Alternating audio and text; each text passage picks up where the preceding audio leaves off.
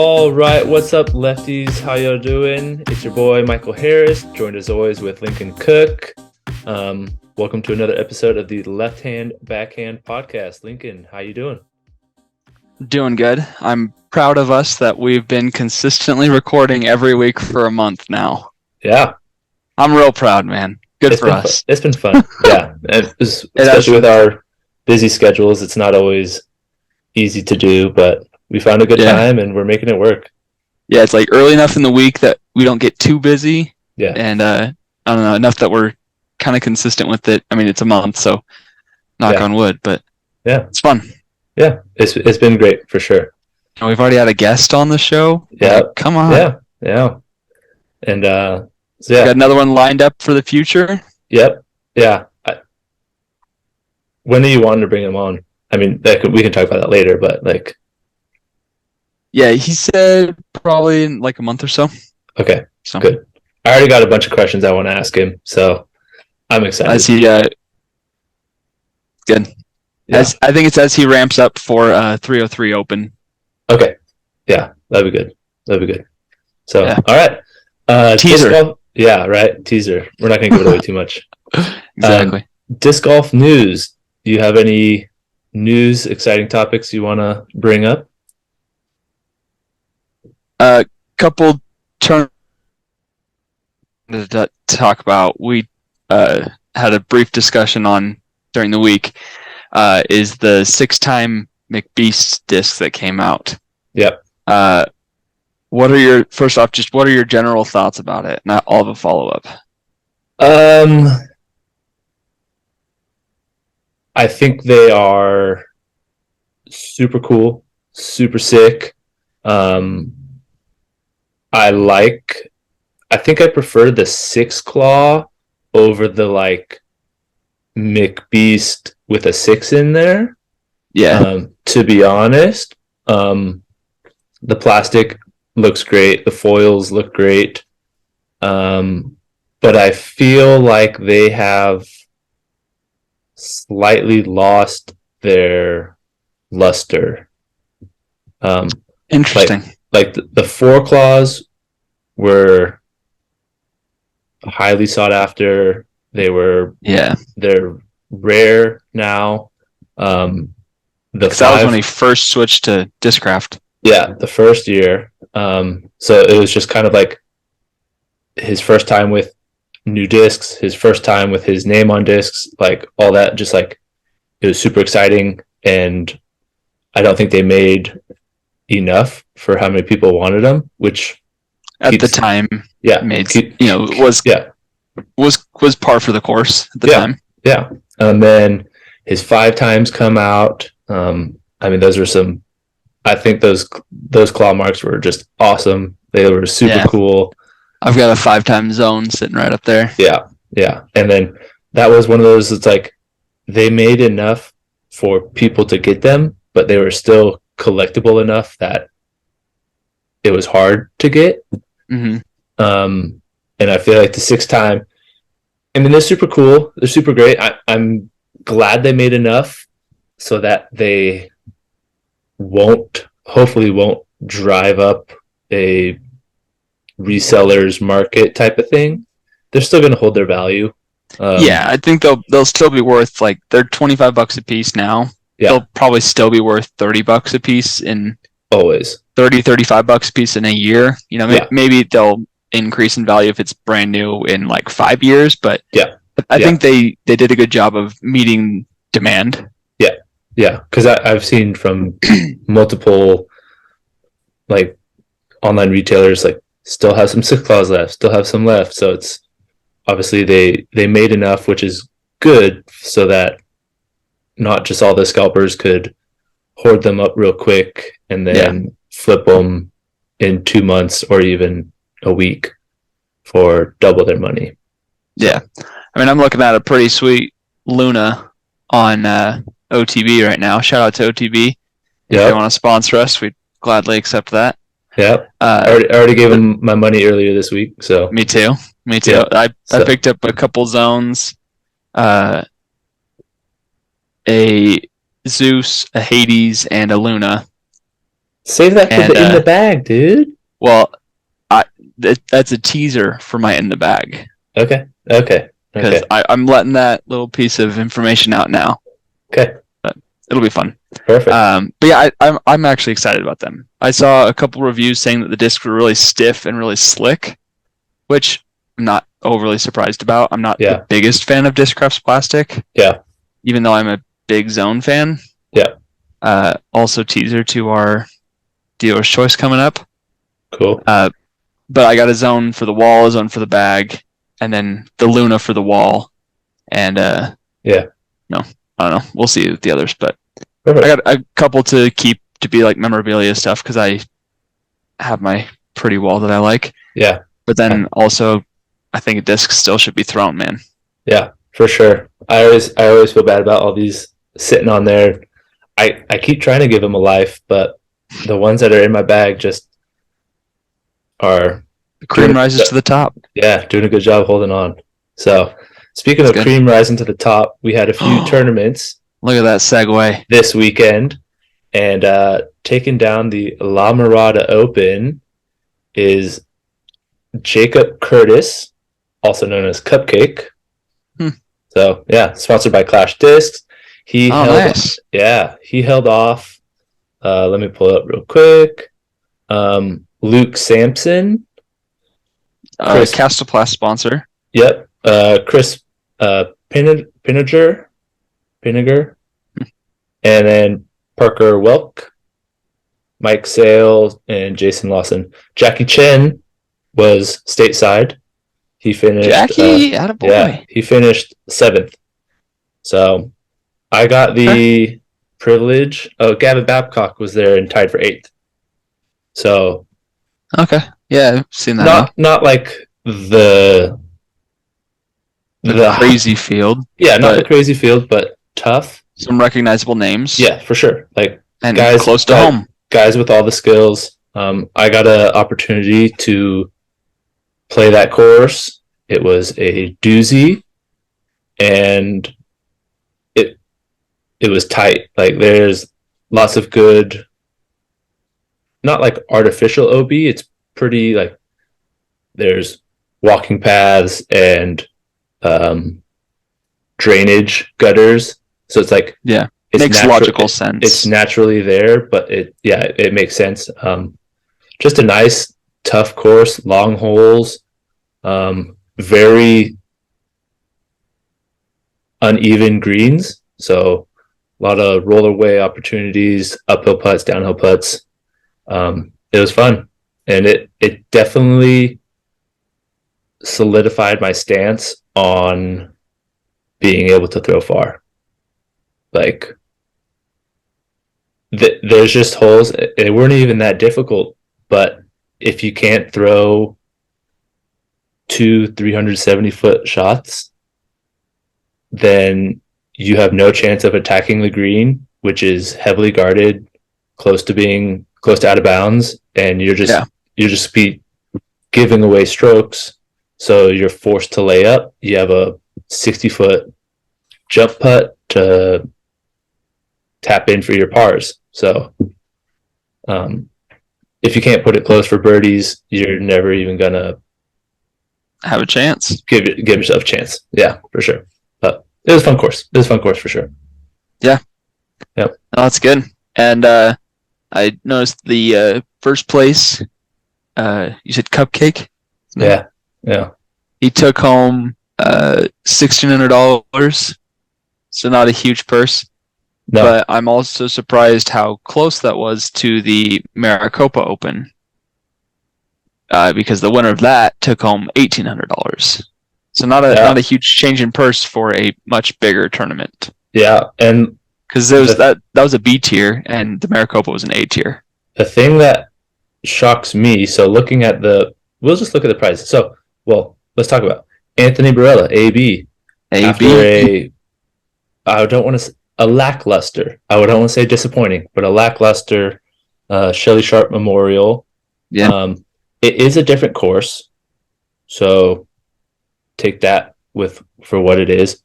But he took down the Maricopa Open by 3 strokes over Andrew Marweed. And Good to see Marweed back up top again. And then was 10 strokes clear of Adam Hammies and Connor Rock. Yeah, I don't know who Connor Rock is, but Albert Nick Tam, Hansen was there. Albert Tam.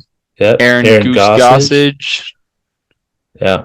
Clint Calvin. I recognize his name from a couple tournaments last year. Noah Minsma. You should know Brooks. He's from Colorado. Is he? Yeah. I played with him at one of the NADGT tournaments. Oh, interesting. Yeah. But so let's look at first place 1800, second place 850.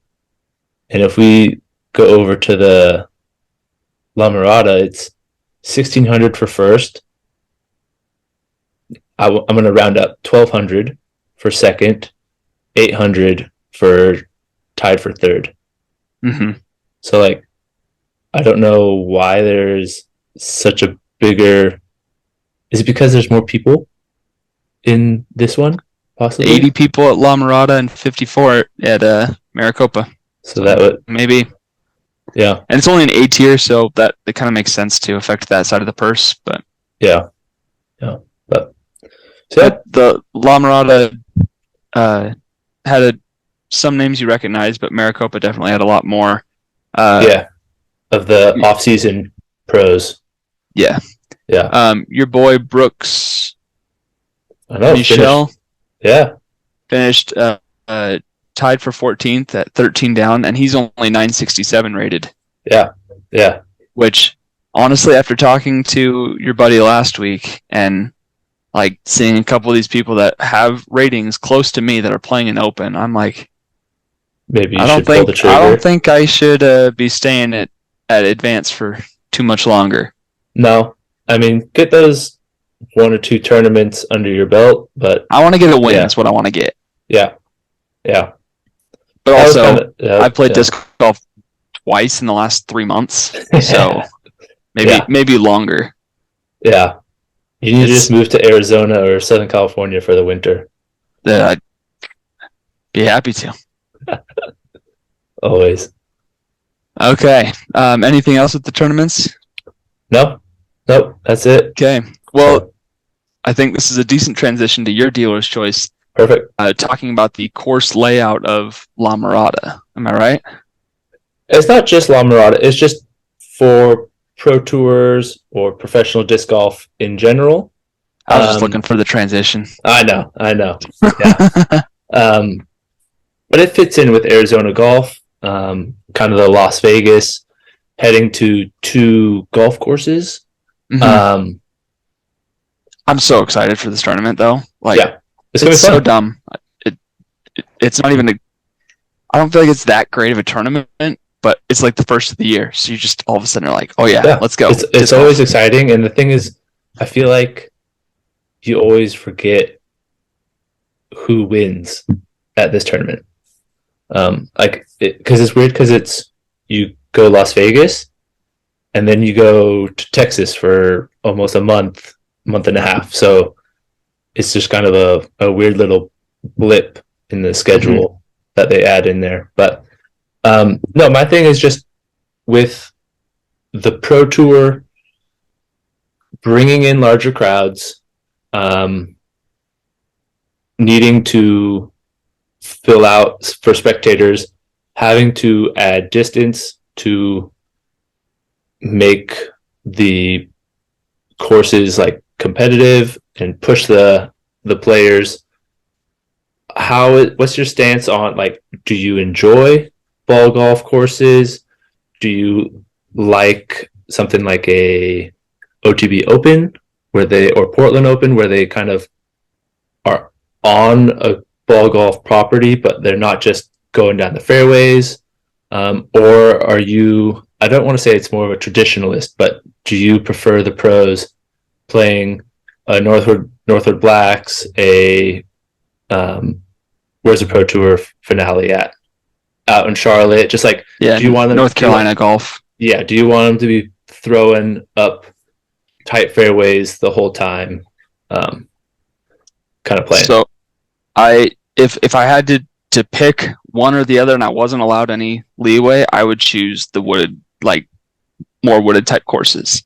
Okay. However, I don't think that is suitable for the Pro Tour. I think you need to have the variation, because you can't have every tournament be Northwood Blacks, right? Like that's just not feasible for viewership, entertainment purposes. Yeah. Like having these tournaments where you see AB and Drew Gibson and Eagle McMahon just throw these huge 550-foot hyzers, like hyzer the whole way, like that's an impressive skill to have. And just like you were saying, players need to have that. And those courses, for me aren't as fun because I don't throw that far, but I'm, I want to get there to where those courses are more fun for me. Yeah. And playing up here in Colorado, a lot of the courses within the Denver Metro are pretty open. Like you could throw straight hyzers the entire round and play relatively safe and not challenge yourself that much. That being said, it is, and pardon my French, it is way more sexy to see a disc flip up in this tight wooded tunnel, get a little turn, and finish flat and straight with a higher speed disc. Like seeing that happen, beautiful. Yeah. Like I think about Ricky and Chris at the Masters Cup last year. Champions Cup. Sorry. Yeah. Once they made it to that part of the swing, I was like, oh, I love watching this. Yeah. Because it just is so much more impressive, the manipulation of a disc, and not just throwing a big hyzer. Yeah. Yeah. My thing would be for someone who is just getting into disc golf or has just started in the last year, 2 years, I don't think they appreciate that ability to throw hyzer flips, controlling like the end of a disc 400 feet down a tight fairway. I just feel like for gaining new viewers, kind of creating that wow factor, and for allowing more fans to like just actually be there to spectate, like golf courses provide all of that. And because we go out there, we don't throw far, so we're like 350 feet, maybe a max flex going 400, and like you said, these top throwers are going backhand straight hyzers 500 feet. Like that is still, like if I were to watch that in person, you're still absolutely mind blown. Like it's not as difficult for them, for sure. Not saying it's not impressive. Yeah. But that gets way more repetitive. It does. And I don't think the players want that either. You always hear some of the older guys on tour who are more experienced, they're not the biggest fans of those wide open courses. And there's a reason why some players perform better on those and then struggle in the woods, and then vice versa. So I think I was thinking just like for those Elite Plus or majors, I want to see two courses and either one completely wide open and one completely wooded, or like bring in a hybrid of both. Because I don't think I want to see, someone should be able to throw an accurate 500-foot shot just as well as they can do a slow turnover 300 feet through a tight gap in the woods. Like I want to see the full. Yeah, 100% agreed. Yeah. So I mean, I think reality would be like the first course is like 1/3 wooded, 2/3 open, and the second course is the flip of that, opposite, right? Yeah. Like that would be a probably more fair representation of like the top players, and whoever wins that tournament is able to do both, right? Like that's real. I guess my first reaction to that is like Utah Worlds, where James Conrad had the holy shot. Yeah, like they played mulligans, and that was wide open, pretty much. Yeah, with lots of OBs and water and greens and stuff like that. And then they played the Fort, which was crazy wooded. And as someone who just played that course last year, like, it's tough. Both those courses have their challenges for sure. And I struggled on the golf course purely because of distance. Yeah, I still shot under par, and I didn't bleed strokes, but I didn't get as many. I didn't have as many birdie looks as I did at the Fort, but I also took 2 double bogeys at the Fort. Yeah. So I shot +3 at the Fort. I was pretty proud of myself for that, though. Nice. Playing the pro layout. When you were in Emporia last year, did you play Jones Supreme? Supreme. Yep. You did? Yeah. How did you feel about like that style of disc golf? I think Jones Supreme is probably on that like 1/3 technical, 2/3 open side. Like there's definitely some very technical shots, but also if you can't throw it 400 feet every single throw, you're struggling. Yeah, because even on the par 4s, you need to go 400 uphill and then another 400 flat. Yeah, it's like if you can't get that, and I don't even remember what I shot at Jones Supreme. It wasn't great, but like for me visually, or just I kind of like. I don't know what that style is, but it's more open. Park style. Yeah, park style. I love park style. I like park style. You have objects in your way. There is an intended line, but if you don't have that skill set, you could pull a Simon line, go around this way.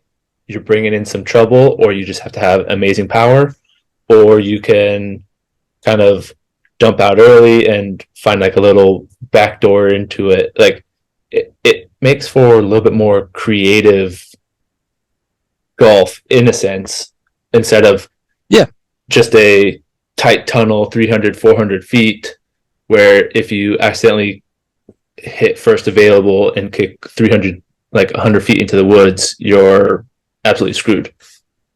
So no, I 100% agree. I think watching those courses and then playing them, like you realize how much harder they are playing them, obviously. But when you're watching them and you hear the complaints from the pros, and they're like, "Yeah, I don't like the artificial OBs. I don't like that. Like just in the middle of the fairway, it's just cut. Be shorter grass. We didn't have those cut out lines like they did, but we still tried to play it as true to what it was, because you could still see some of the spray paint on there, so you could tell what the lines were, and we played it as true as we could with it. But when you have to add in some of those artificial OBs, that's when it is not as ideal. However, still a great course, and the coverage of those courses is very easy to spectate, very easy to follow. Like it's fun to watch on coverage. From what I've heard, it's really fun to be there in person, because even like the first hole, like you throw down through that tunnel at Jones Supreme, and you have to make it into that little like island. I don't know, box island. And like you can have a great gallery from the first tee to watch that, because there's tons of space. So perfect. I think I generally prefer park style courses, but I still think that you have to have variety of all of it. Cool. All right, you ready for yours? All right, you ready for this dealer's choice? Yeah, let's do it. Okay, let me know when you can see my screen, sir. All right. Okay. Got it. Nice. Okay. Using We're doing a little draft style here. All right. Yep. It's easiest for us to track rather than having to jot it down on paper. Okay. And I'm an accountant by trade, which means I'm a used to nerd. this. Yeah. Yeah.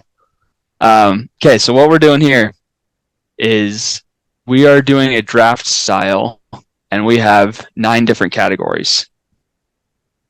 We have our putting putters, throwing putters, overstable approach disc, because I feel like it's its own category. Yep. Understable to stable mid-range, and a stable to overstable mid-range. Understable to stable fairway. So mid-range is fairways and distance drivers. You have 2 ranges for each of them. Perfect. And what we're doing is we are drafting a manufacturer to fill each one of these slots. Okay. And once that manufacturer is taken, done. They're off the board. Should we get even more specific and say like what disc we're choosing, or just? So that's why I have mold, and to have like the molds in there. Perfect. So like, for example, stable to overstable distance. I got it. You don't need to tell me. Let's do this. I'm just explaining for the audience. Okay. I mean, our audience they are brilliant people, but just to explain it. Yeah. So I would put in Innova here. Yeah. And then I would type in Destroyer. Yeah. Right. Like, because that would be like you can range across a couple molds, but generally it's 1 to 2 molds. So perfect. We will flip to see who goes first in honor of Foundation. Do you want heads or tails? Tails. Okay. All right. I'm first. It was heads. Okay. And then we'll do it snake style. So I'll go 1 and then you go 2. Okay. My first question is, can you guess what I'm choosing with my first one? You're gonna do Discmania Links or Discraft Zone. One of those 2. That is an apt guess. Or you're gonna take something away from me, so that's part of the game is taking things away. Yeah. I think that I did a little test run myself to see what I could get away with versus not. I'm going to go Discmania FD3. Boom. Discmania off the board.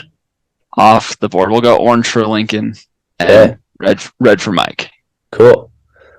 Okay. So that's my stable to overstable fairway slot, because that is a staple disc for me. Yeah, you need that the one. Disc I trust the most. I could go Raptor, Fallon, whatever, but FD3 is the disc that would be hardest for me to replace. The one, yeah. Okay, I will go throwing putter, and I'm gonna do the Trash Panda. Dadgummit, dude. Core. Great. Also, just because, I mean, it's an amazing disc. I love it. That's the only one they have, so you gotta have it, right? That's apt. That was.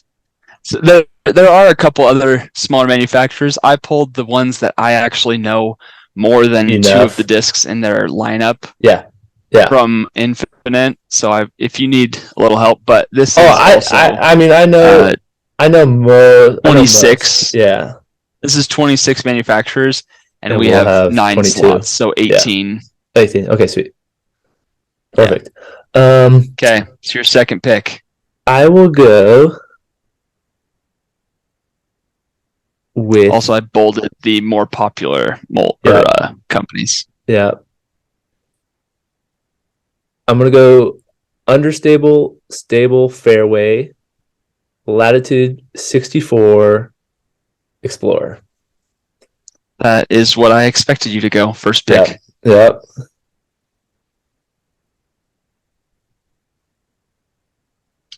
Great pick. Yeah. That's all I need right there. I could play any course with this right now. I was going to say, I could almost do the same with my FD3, and then, give me a putter. See, this is weird. You can't choose your link. So it's like, what do you do? I have an ace in the hole. Oh, okay. So I feel pretty good about it. All right. I want to play defense and take away something of yours, but your bag moves so much that like I can. That's the thing. I can choose anything. It's great. I have so much. So like the staples in my bag that are harder to take away. Like I don't have the Origin now because I took the FD3. Like that's also one of my bread and butters. Yeah. What do you do? Exactly. Yep. Mm-hmm. So in order to defend, I'm gonna go with the Thought Space Athletics. And I'm putting this as my stable to overstable, even though it's not that overstable, but it's my stable one. Pathfinder. Nice. That's a good one. I'm really loving this disc. It is fantastic. Yeah. I need to get my hands on one. Maybe not to throw. I just want to like touch it for a little bit. But yeah, I got two. I got this nice one here, this Aura one, and then a glow one. And the plastic is fantastic. Like, nice. So good. Okay, and the next disc I'm going to go with is a little bit of defensive move, so that way you can't have MVP. Okay. I'm going to go with the MVP up mine. Uplink. Okay. Yeah, so I mean you don't get the link putter, but you get /hex. Yeah, you get the link. Okay. That's valid. So that's what I want to take MVP away from you, and I didn't want you to take Pathfinder from me. Yeah. Yeah. Smart. Thank you. Yeah. Okay. I love this. This is so fun for me. Yeah. I'm gonna go with Prodigy, Overstable Approach. Prodigy. Can I pick two like you did with the A2, A3? Yeah. A2, A3. Mm-hmm. Yeah. A2, A3. Yeah, as long as it's like the same realm. Yeah. So that's what I'm getting. Latitude and Prodigy, I did not I did like my first test run of it, and I did not put those in my first run in hopes that you would, so I didn't have to. Yeah. Thank you. That's the thing. So far, I'm 4 for 4 in my bag right now. So this is great. You mean 3 for 3? Yeah. I mean, there's 4 discs, but I will do. Oh, yeah. My bad.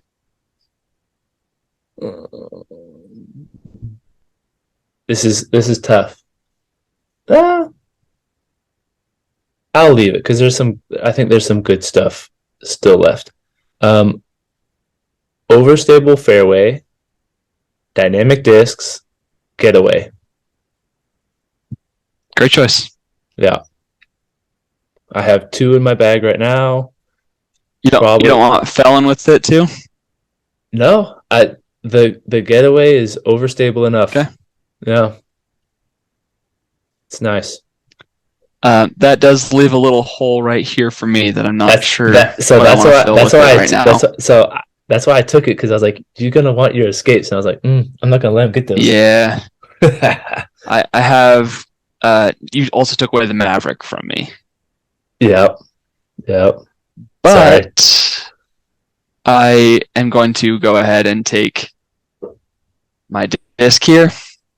Yep, the zone. Because I'm too scared of it not coming back to me. So I need to take Discraft. That's mine. Perfect. And then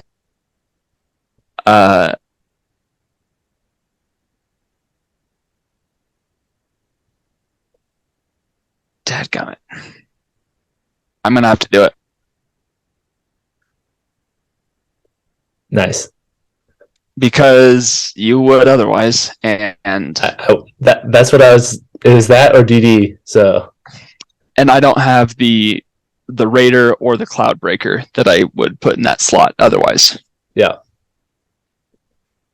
Okay. What do we got?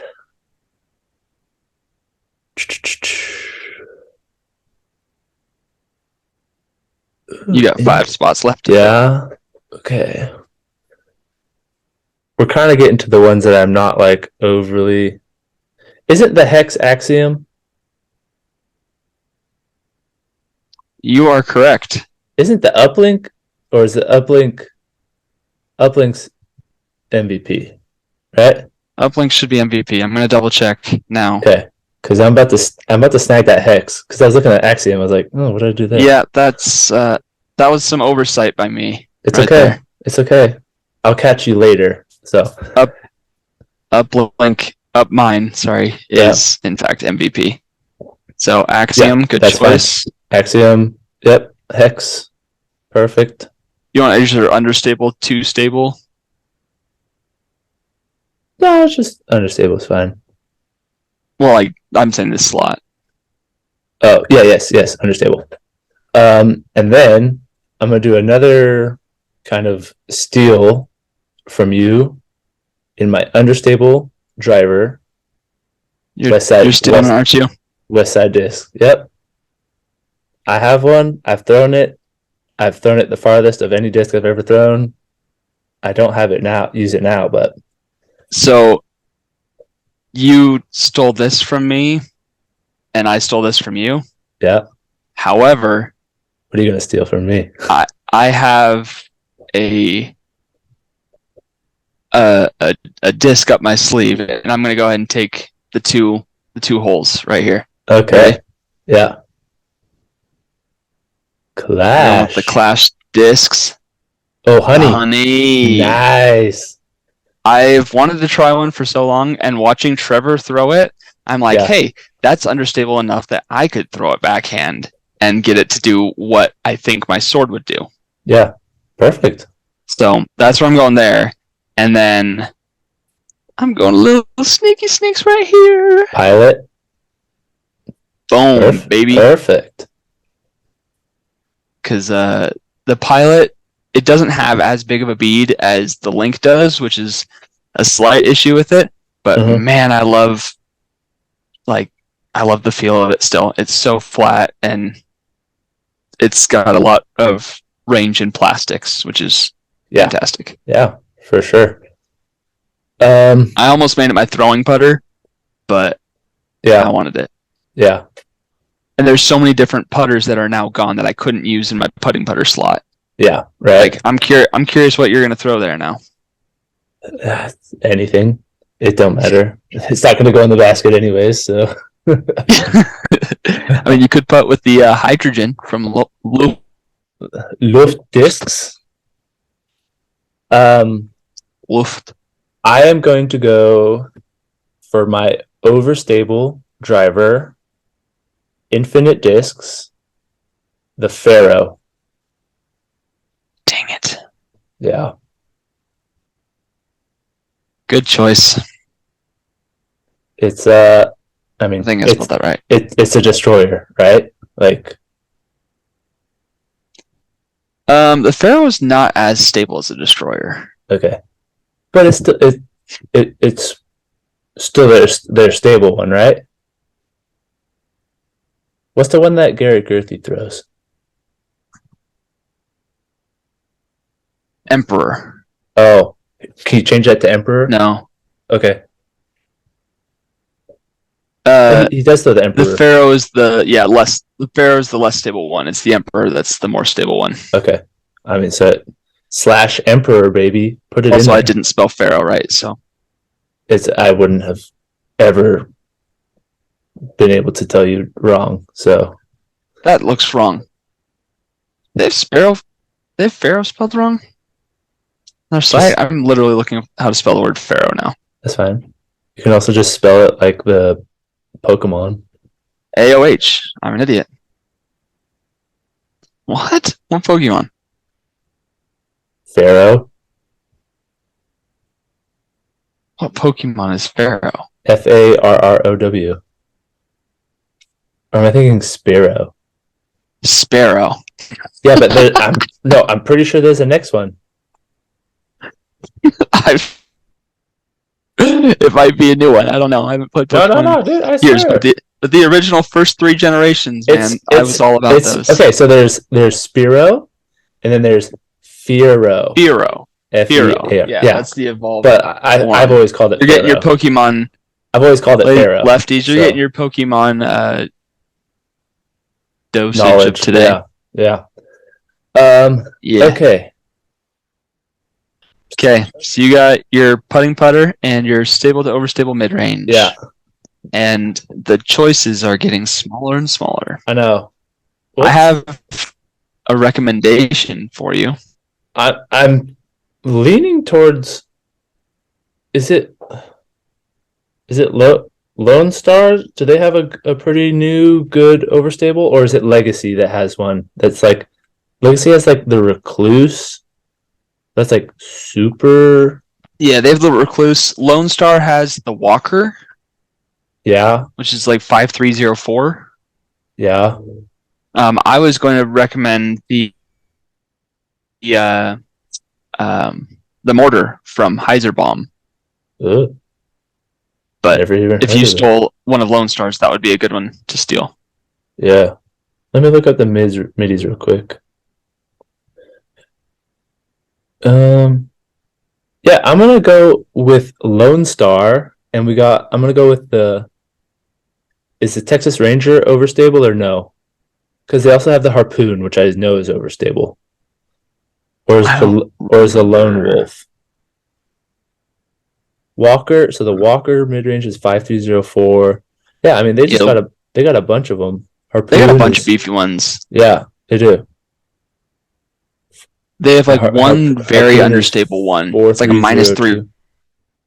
Yeah, I think that's the BB6. The Harpoon is like almost like their zone-ish type of the Harpoon is almost a zone. It's not as stable. Yeah, it's a Lone Wolf is the super flippy one. Yeah. And the BB6 is somewhat flippy, but the MIDI and the Texas Ranger and the Walker are all pretty stable. Yeah. Yeah, I'm gonna go. What you got? I'm gonna go with the MIDI 5503 for sure. Good choice. Yeah. Okay, and your last. No, I already picked. I just picked your two. Last option here I just picked two. I already know what I'm picking for that last one too. You went with the. You went with Infinite and Lone Star, so you only have one more left. Your putting putter. You pick first. Yeah. Yep. You stealing Infinite from me did make me not very happy. Sorry about it. Because I was going to go with the Centurion. Oh. So instead, I'm going to go with. Ooh. Nice. And the Jackalope. Have you thrown one of those yet? I had one, and it was brand new and max weight, and I was not throwing well that day. Mm-hmm. And then I ended up trading it for an Orbit Sword. So I was like, all right, I'll take it. Yeah. Nice. Perfect. I love the Orbit Sword. The Sword. Ooh. And then I think I'm going to go Castablast here. Berg? And go with the Recco/Recco X. Nice. Because I love the Recco. I have a glow one and I use it in all my glow rounds. And I throw it really well. And I putt with it too, actually, pretty well. Perfect. And then I have a Recco X. And it's just a more stable version of it, but it's not so beefy. It can hold a little bit of a flex, at least up here. Mm-hmm. So, very solid. I was a little surprised, actually, you didn't go with like a Bobcat from Mint, because that's a really solid. Yeah. I kind of forgot about Mint. I don't know. I've been on a really big Lone Star kick. Yeah, they've been more popular lately. Yeah. I also stole Mint from you because you can't use the Bullet or the Prophet, which are both great putters. Yeah. I wasn't even going to be upset because mine is going to be the Gateway 7. Nope, Gateway Wizard. The Wiz. And I'm sure there's one of their 400 different plastics that I will actually get along with. So, yeah, that's fair. Yeah. And if you took that, I was going to take the DGA Steady. So. You don't care what you're putting with. No, I don't. It makes no difference. It makes no difference. I almost, yeah. I mean, it will one day, man. Hopefully. I almost went with EV7 for throwing putters. Yeah. And I would have put like any mold because they have the Mobius, Penrose, the Phi, and the Telos. I haven't even thrown or heard of the Telos yet. But I have a Penrose, and it's actually a pretty solid throwing putter. I don't feel like I get very far with it, but it's like does the job. Nice. And I've heard the Mobius is a pretty fun one to throw. Perfect. A little bit.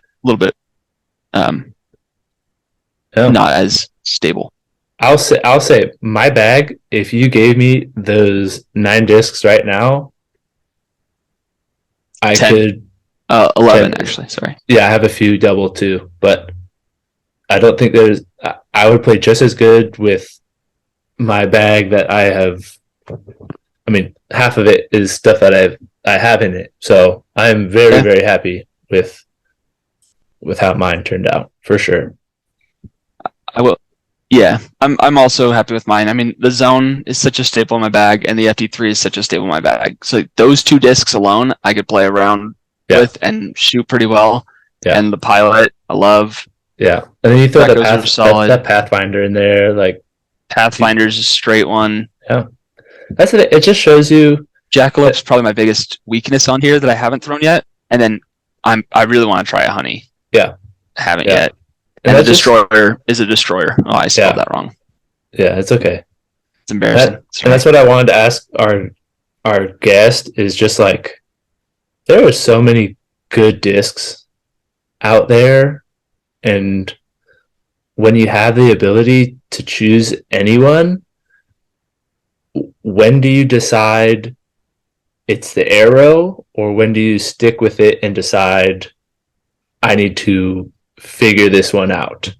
I feel like there's no good answer, you know. Everything I feel like, not necessarily a long time ago, but 10 years ago, 5 years ago, I'll go 10. There was a huge discrepancy in manufacturers, in plastics, in the way even with Discraft. Yeah. They had the Buzz, and that was it. Yeah. And it's not even just molds, it's just like the quality of the plastic. And I feel like these new players that are coming into the game are just as high or even more consistent and higher than some of these big boys that have been in the game for a long time. And it's really exciting. I think the more manufacturers we have, the more plastic types we have, the better for the sport. So it's good. I'm excited. Agreed. There's just not enough money in my wallet to try them all. So that's why I wish I had a disc golf shop and I could just test them out and put them in the used bin and say, okay, these are $5 off or whatever. Yeah. But that's the dream. One day we'll get there. One day. Yeah, we'll get sponsored by OTB and they can send us a few to try out. I would love to have a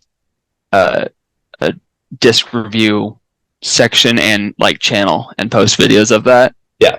So OTB, it'd be fun. Shout out, boys. Danny at OTB, hook us up, dog. Yes, please. So okay, that was fun. Get that off here, and that's a perfect segue. Talking about OTB, talking about discs, talking about in our bag. The bag. Yeah. What did you order? What are you putting in your bag? What do you got going on over there? So, in honor of the Paul McBeast 6-time discs, I decided, you know what? Let me go look at my Discraft collection and see if I can build an all Discraft bag. Nice. So I ventured down to my garage and I was like, oh, sick. I've got this dope, super understable Fierce and this incredibly straight Luna. Mm-hmm. Like, those are great throwing putters. This is super flippy. And this is like flip up, like very straight Luna. Yeah. Like, I would say it's probably actually more understable. Yeah. And of course, I've got my zones. So, like, zones always staple in my bag. Yeah. Got 2 zones. Easy peasy. And then I've got 2 Zeuses, a big Z Zeus and this purplish Zeus. and then this pinkish Hades and a prototype Hades with the sick money foil stamp. I was like, these can be my staple drivers, backhand, forehand. Yeah, for boom. Sure. So my driver slot's pretty solid right there. And then I was like, you know what else I've got? I've got 2 pretty sick discs that I don't throw that often. I got a first run Paul Ulibarri Raptor, and then a Craptor. Nice. So I got a overstable fairway and a very overstable fairway. So I was like, okay, that's solid. Got a Page Pierce Passion, which is a dope disc. Like, the only reason it's not in my bag is because it's a little bit wider and it feels a little weird. But I never hate the way it throws. Yeah. I just sometimes don't love the way it feels. Yeah, you just don't have that confidence with it. Yeah. And then I got a Malta for a overstable mid. Great disc. Mm-hmm. And then I have so I like built my bag around those because I've thrown all those and I like them. And I was like, oh wait, I forgot. I've got a couple Avenger SS's to fill some space in the bag to be an understable fairway driver. Yeah. And then I've got a Paul Macbeth Onyx. You're set to be a control straight to fade. I was like, this bag is pretty dang well set, like just as it is.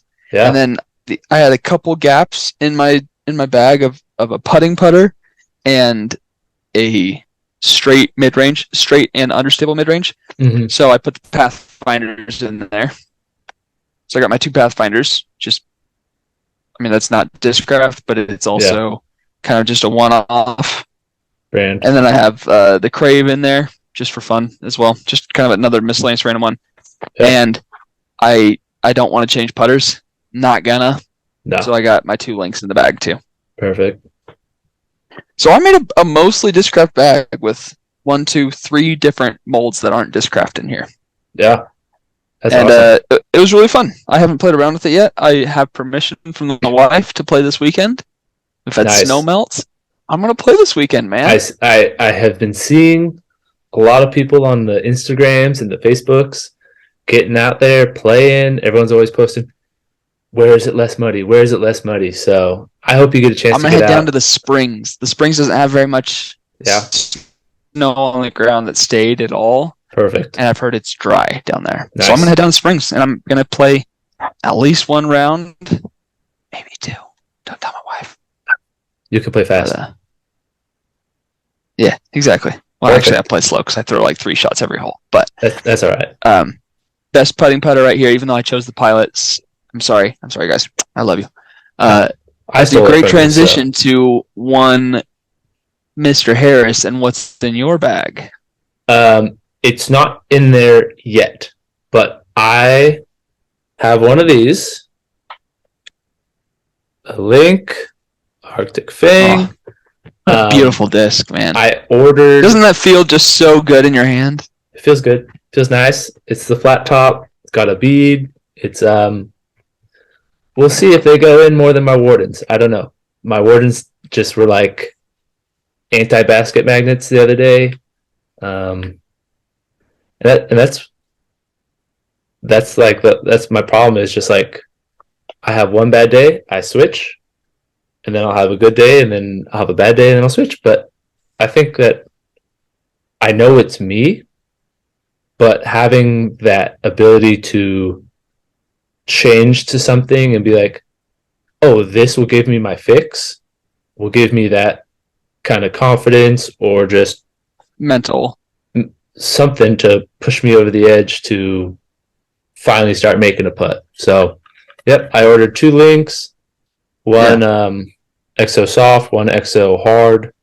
They're coming hopefully Thursday. Atta baby. So that's what these are. Yep. Yeah.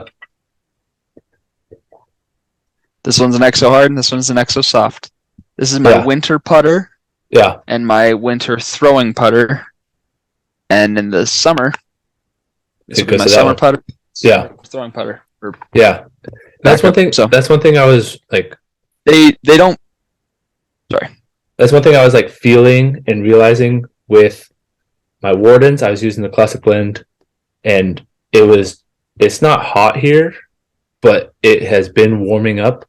I'm not playing in the middle of the night and it's not cold. So having a little bit of a more stiff disc gets me, like, I can grip it hard and my fingers aren't like bending the flight plate, and it's not kind of, it doesn't have a wobbly feel to my hand. So I in the same with you, is like in the summertime, I think I lean towards that a little bit more stiffer plastic for sure. Yeah, same. Yep.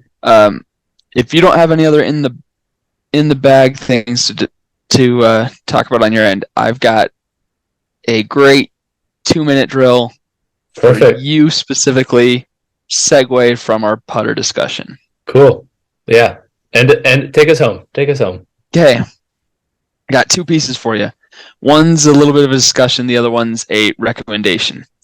There is a book, and I don't like to read books. Yep. I don't know why. I just have never. I'm too ADHD. Yep. But there is a golf doctor named Dr. Bob Rotella. Okay. And he wrote this book called Putting Out of Your Mind. And I read this book in high school, and I went from like 6 3-putts around in my high school tournaments to like 2. Nice. Over the course of a full year. Yeah. But it's all about the mental side of putting. Mm-hmm. And like it's so hard to shut your brain off and just not think about putting and to just you know how to putt. You're not an idiot. Yeah. You've made plenty of putts. Yeah. It's not like you don't know how to.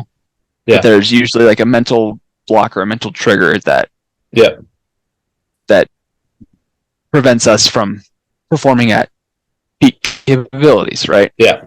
Yep. So that's my first recommendation, is the book Putting Out of Your Mind. I'll send you a link to it. Amazon right now for Perfect. $14. Nice. Or there's an audiobook for free on YouTube that you can listen to. I will for sure listen to that on my way to Arizona. I will throw it on. Boy. And just like, let's go. Zone in and get ready to go before my tournament. That's a great idea. So it's a great book. I've recommended it to multiple friends, and they've all read it and be like, yeah, this is great. And it's not so much that it just makes you a better putter, but it just helps you to put what you're trying to accomplish with putting into a mindset that you're confident and comfortable with. So it's good. Yep. Cool. And my second point with putting here is I wanted to discuss, what is your putting routine? And do you have a consistent routine? Because this book will kind of also talk through part of that. No, I don't have a consistent routine. I don't like taking... So being a fellow or an ex like high level athlete competitor, I can tune stuff out. Like I feel like I have a good mental part of it. What is stopping me from being a good putter is my drive and necessity to have a very mechanically repeatable swing. So what I'm saying, but if I go out to a green and I have my 10 putters, and if I just sit there and just like trying to toss them any which way, my body does a really good job of just naturally doing it. But to me, that's not repeatable. That's not like, I want something that's repeatable, the same, consistent, and like just, I want to be like a robot. I want it to look the same every single way, and I only have to adjust for a little bit of wind, a little bit of elevation change. But the natural, like, just grab it, flick it, have it go in, I'm pretty good at that. So that's my problem. Like, when I don't have... So when it comes to a tournament, just robotically do it, you struggle with that. Is that what I'm picking up? Yes. Like, I want to force myself to get this robotic. book does discuss that. Perfect. Good. Okay, so this book does discuss that. And part of getting to be robotic is coming to a routine.